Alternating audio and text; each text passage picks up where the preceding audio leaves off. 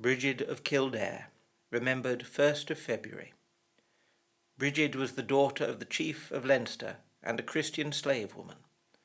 When she became pregnant, Brigid's mother was sold to a local druid. Brigid was born into slavery and was said to be a religious child who often gave away anything she had or was left in charge of to people who asked, on one occasion giving away all of her mother's butter to the poor.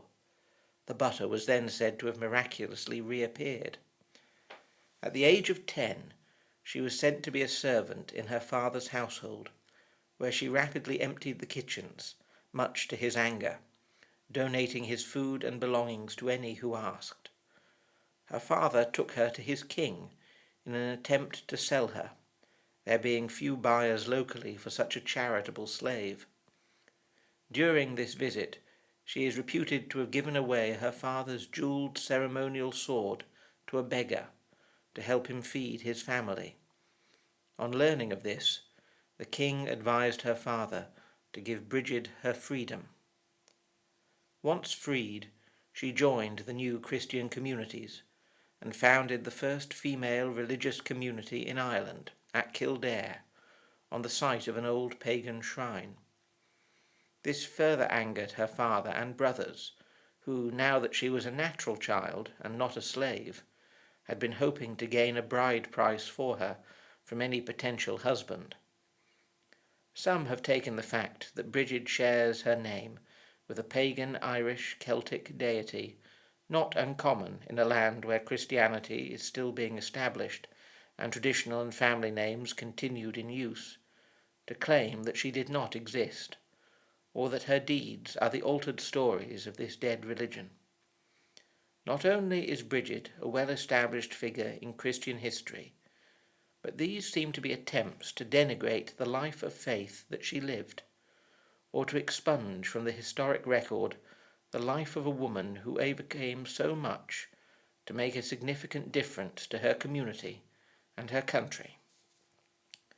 There are many miracles associated with St. Brigid, most stemming from her protection of slaves and the abused, and her charity to all people. When she asked the King of Leinster for land to build a convent, stating that a particularly fertile spot on a good hill, near the woods and a sweet stream, would be perfect, he laughed and said he would not give her such good land. Brigid asked if he would give her as much as her cloak covered. When he agreed to this, the legend goes that she gave her cloak to 4 companions, who began to run in opposite directions, stretching out the cloak further and further. Brigid told the king it would cover his whole realm as punishment for his hard-heartedness. The king reputedly agreed to negotiate the gift of some land, and Brigid called her companions back. The convent lands produced particularly fine blueberries, which the community made into nourishing jam for the poor. As a result, some people celebrate Brigid's feast day by eating jam.